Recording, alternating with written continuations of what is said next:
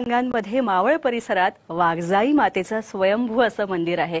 British काळापासून या देवीला महात्म्य खूप आहे, खूप महत्त्व प्राप्त झालेलं आहे या देवीला। आणि पूर्वीच्या काळी याच डोंगर माथ्यावरून प्रवास करताना प्रवासी या देवीला त्यांचा प्रवास सुरक्षित होऊ दे असं साकडं घालायचे आणि तिचं दर्शन घेऊन मगच पुढे जायचे। देवीच्या आशीर्वादाने त्यांचा प्रवास जो आहे तो निर्विघ्न आणि सुखरूपात पार पडायचा असं त्यांची धारणा आहे। आणि तेव्हापासूनच वाघजाई माता ही नवसाला पावणारी देवी आहे अशी तिची ख्याती पसरलेली आहे।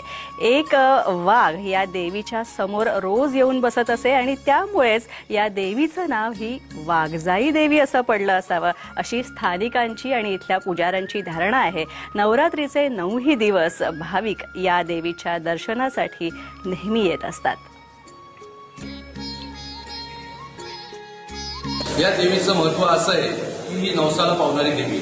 इथे या नवसाला पावणाऱ्या देवीसाठी भाविक भक्तकांमध्ये वडार समाज, कोळी समाज, कातकरी समाज हा बहुसंख्येने इथे येतो, आपल्या नवस फेडतो आणि तिच्या नवसाला ही पावणारी देवी। या देवीचं संपन्न असं आहे की आल्यानंतर भाविक भक्तकांची सगळ्या इच्छा पूर्ण करते। आणि पुरातन देवस्थान असल्यामुळं छोट्या छोट्या गोष्टीतून आज हे भव्य नवरात्र उत्सव आपण साजरा करतो। आणि ह्या साजरा करण्यामध्ये भाविक भक्तगण, पुजारी वर्ग, गावातील स्थानिक लोक इथून येऊन सहकार्य करून आज हा उत्सव आपण मोठ्या प्रमाणात साजरा करतो। पूर्वी ब्रिटिशची राणी महाराणी आली होती तिथे, तिच्या समोर तो वाघ आला होता। त्या वाघाने इथं 2 मिनिटं बसले, इथं तो वाघ खाली बसल्यानंतर ती ब्रिटिशची काळची ती राणी होती ती एक साईडला उभी राहून तिने ते पाहिलं आणि तो वाघ तिथं बसून परत गेला।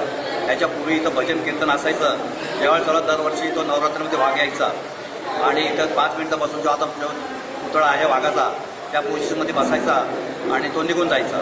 त्याच्यानंतर इथं त्या देवीचं नाव वाघदेवी पडलं तेव्हापासून। आणि दुसरी गोष्ट, इथं पूर्वी रोड नव्हते, इथून ज्या घाटातून जायचं पायी रस्ता होता तेव्हा लोक तिथे देवीला दर्शन करून जायचे।